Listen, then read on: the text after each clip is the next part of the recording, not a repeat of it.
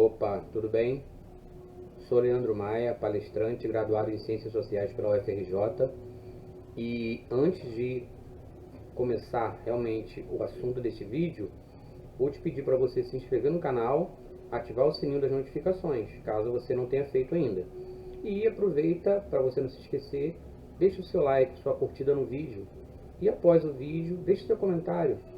Quero saber sua opinião e para a gente poder interagir aqui, trocar ideia e promover esse debate aqui sobre tantos temas interessantes. E só mais um segundinho que eu vou rodar a vinheta do canal. Bem-vindo ao canal do palestrante Leandro Maia.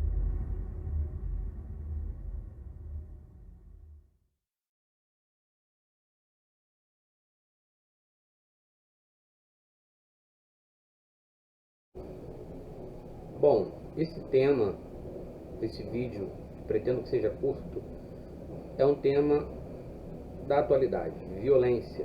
Especificamente eu estou me referindo à operação policial no Rio de Janeiro, na comunidade do Jacarezinho, que resultou, a princípio, por enquanto, em 25 mortes, sendo um policial civil e 24 pessoas, 24 homens ou jovens, que segundo a polícia, todos eles eram traficantes, eram bandidos.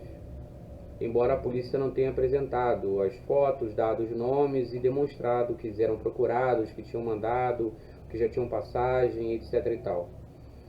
Segundo a polícia, essa era uma investigação de aproximadamente 10 meses, que visava coibir, combater o tráfico, né? E também parece que operação da Delegacia de Proteção à Criança e Adolescente, que após denúncias e investigação, iria tentar cumprir cerca de 21 mandados de busca, apreensão, de prisão.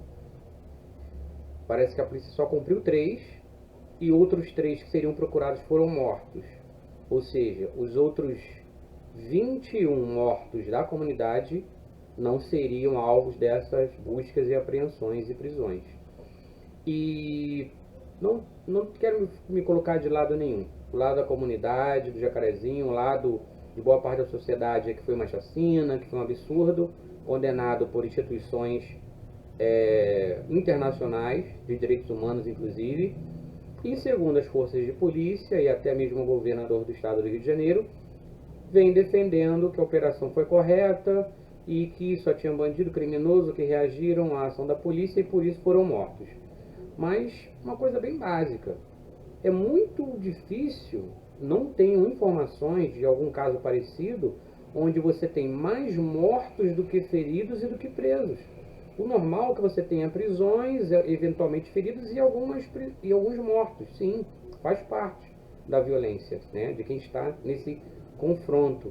Agora, você ter um número alto de mortes, nenhum ou quase ninguém ferido. Os 2 feridos parece que estavam no metrô e um morador. Um policial morto, eu diria apenas, mas não que seja pouco. Mas em comparação com os 24 moradores ou homens ou jovens que seriam traficantes segundo a polícia.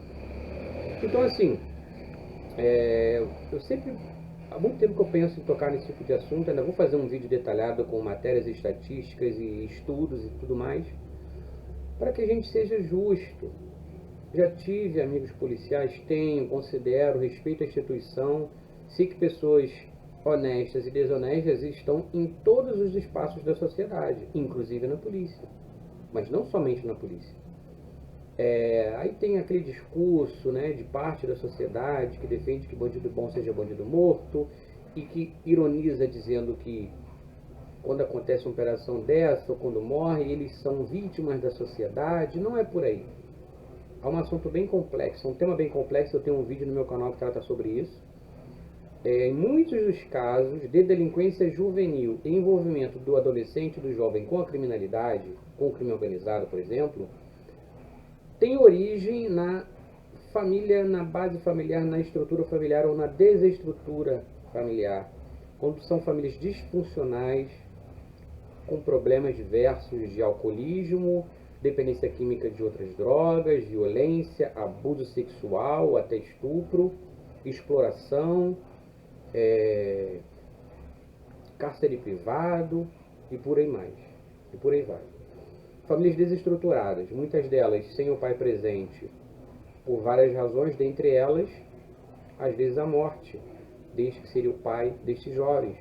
Muitas das vezes também em confronto com a polícia, muitas das vezes esses jovens tiveram seus pais também com envolvimento com o crime organizado, ou morte por outro tipo de conflito, problemas pessoais. E muitos desses jovens crescem com essa revolta.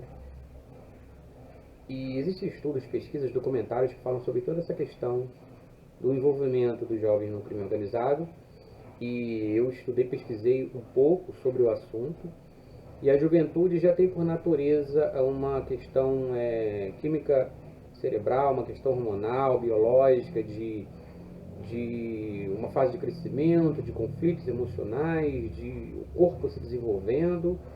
E a química da mente, os pensamentos e aquele turbilhão.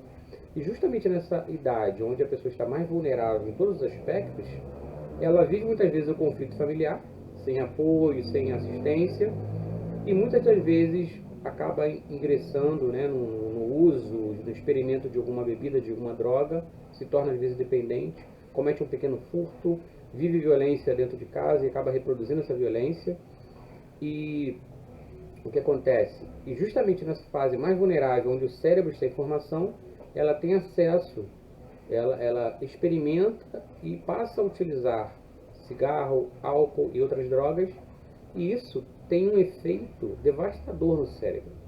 É justamente nesse período onde os danos causados aos neurônios são muito maiores. Até porque dificilmente alguém começa a utilizar alguma droga já na fase adulta. Geralmente se começa jovem, às vezes até criança. Isso desencadeia um monte de problemas.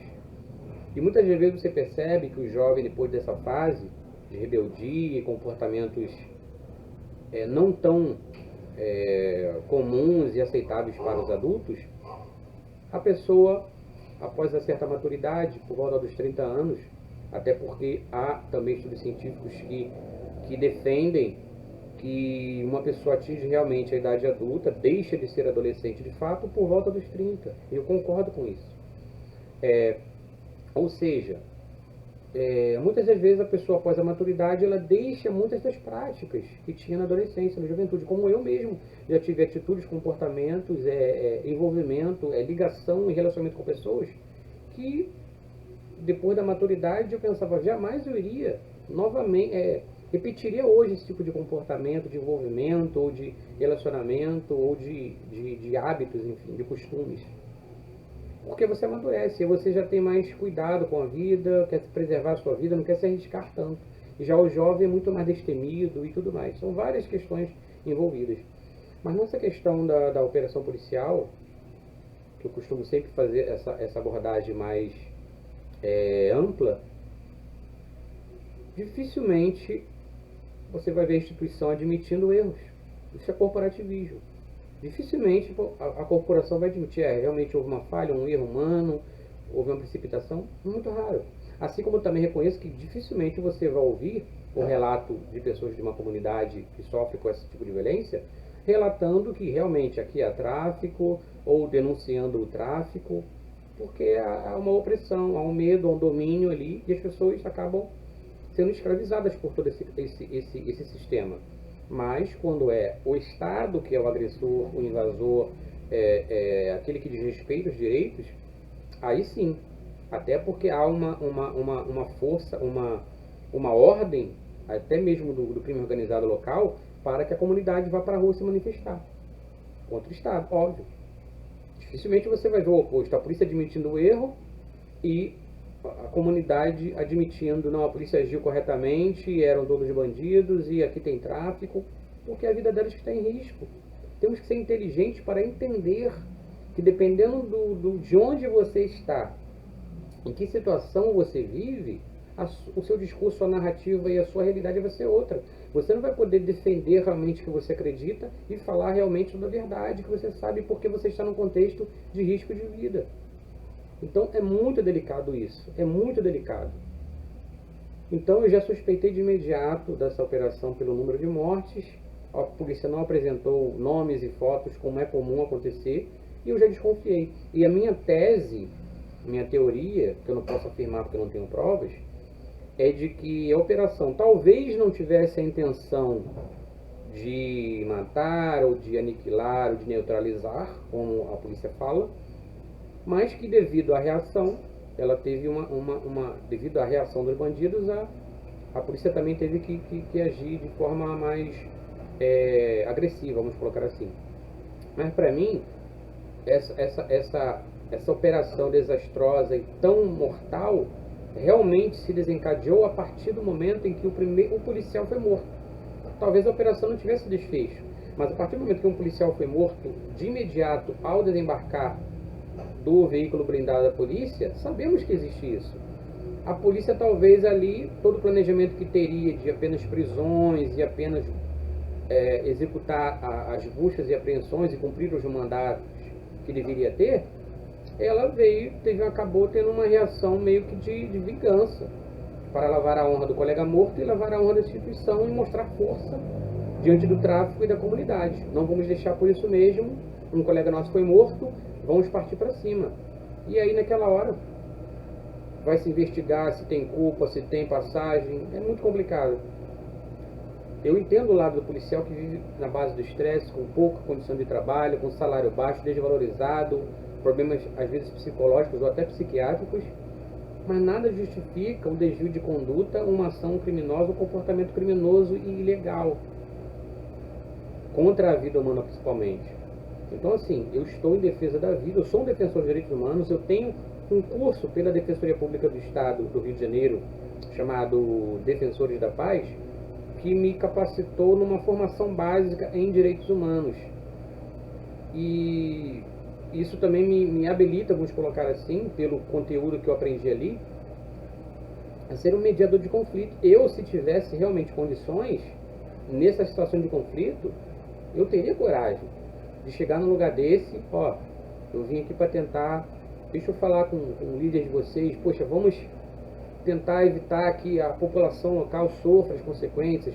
Polícia, vamos devagar também, porque o resultado não é legal. Ou seja, eu não estou aqui para ficar nem do lado da polícia ferrenhamente, como muitos ficam, e muito menos do lado do traficante, do bandido, do assaltante, seja o que for. E não necessariamente defendendo também a narrativa da comunidade, que não vai ter como ter coragem de falar a verdade, de denunciar o tráfico ali existente, assim como não denuncia a milícia, por exemplo. É muito difícil. Se coloca no lugar dessas pessoas. Então, assim, cada caso é um caso, eu procuro analisar os fatos. Se o culpado foi o policial, que ele seja punido. Se houve realmente uma ação criminosa e ele era procurado e reagiu à polícia, é um confronto, é como uma guerra. Agora, a população local sofrer as consequências, jamais uma operação dessa seria vista numa comunidade de alto padrão, num condomínio de alto padrão, numa zona sul, num lugar de alta classe, com carrões importados, pessoas da alta. Você não veria uma ação dessa, ainda que constatasse que ali existe um traficante de armas, um traficante de drogas, um traficante de joias, de animais exóticos, seja do que for. A polícia não vai agir assim, ela vai investigar e procurar prender. Como a Polícia Federal faz as suas ações com inteligência e dificilmente dispara um tiro. Dificilmente acontece um problema desse tipo. Isto é inteligência policial. É muito mais eficaz você agir evitando que as drogas e armas cheguem nas comunidades, cinturão nas fronteiras, nas estradas, com mais frequência revistando, isso eu sei que também acontece, e sempre acontecendo de abordar um veículo, um caminhão, uma carreta e pegar quilos e toneladas de drogas e até armas. Isso é inteligência, é sufocar nesse sentido. É blitz a todo momento, em qualquer lugar, e o policiamento ostensivo é para inibir, é a polícia circulando a todo momento, inibindo as ações, e a inteligência interceptando ligações, comunicações com informantes, investigando para interceptar os bandidos enquanto eles se deslocam de uma comunidade para outra, enquanto eles planejam um assalto a um banco, uma explosão de caixa eletrônico, e aí eventualmente teria um confronto. E não dessa forma, sempre uma operação na comunidade, e é tiro para todo lado, e realmente, onde existe o crime organizado ali, eles estão protegidos atrás de barricadas, atrás de muros de concreto, dentro da favela, e tendo e a população tendo que ter que abrigá-los, porque a população dessas localidades vive sob ameaça do crime a todo momento, coagidas, não tem liberdade. Enfim, é uma questão muito complexa. Apenas minha intenção é fazer a pessoa refletir sobre as narrativas e discursos. Nem sempre é o que parece. Opa, será que é assim? Eu sempre me questiono, aquela história. Ouvi uma notícia, será que é assim? Será que é isso mesmo? E procurar analisar antes de reforçar o discurso, de assinar embaixo e de entrar naquele coro. Porque eu não estou do lado do crime de forma alguma, não defendo atitudes ilícitas, desonestidade, corrupção, violência, jamais. Mas cada caso é um caso.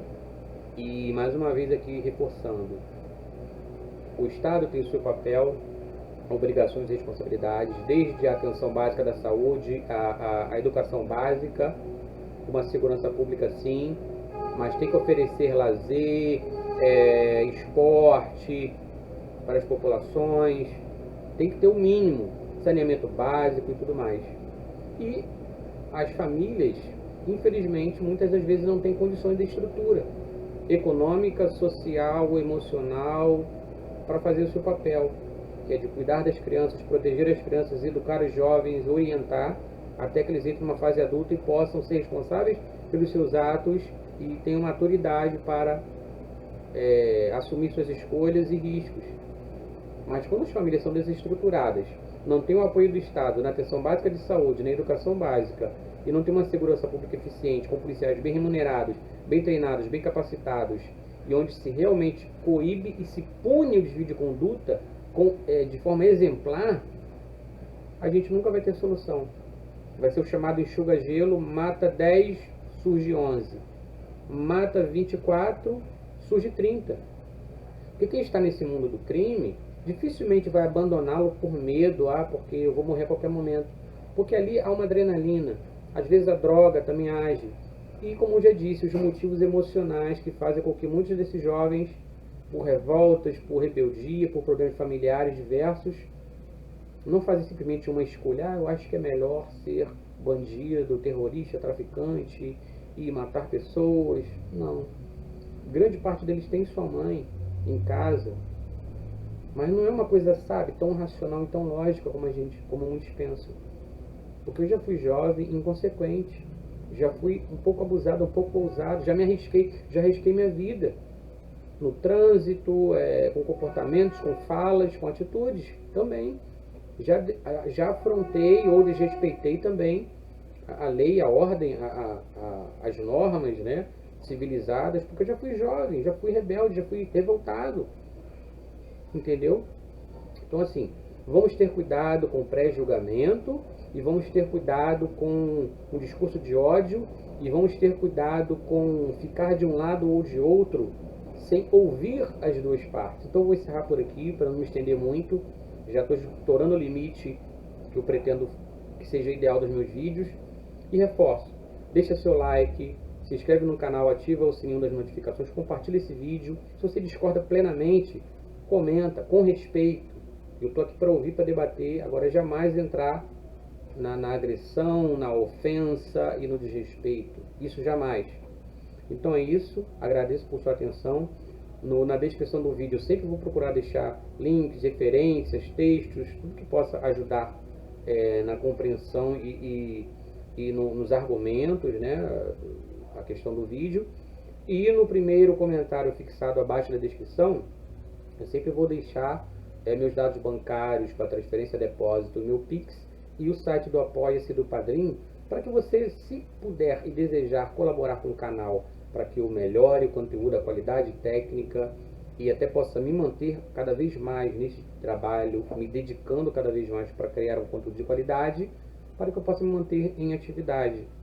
Como professor, que não posso lecionar ainda tem a pandemia, então eu quero, através da internet, dos meus vídeos, de todo esse conteúdo, de experiências pessoais e conhecimento acadêmico e conhecimento diverso, que eu possa contribuir um pouco para a reflexão, o pensamento e os debates da sociedade. Agradeço por sua atenção a audiência e até mais, até breve. Cuide-se, fique com Deus e estamos juntos. Nada de ódio, vamos pregar a paz, o amor e vamos procurar ser justos, porque a injustiça já está extrapolando todos os limites.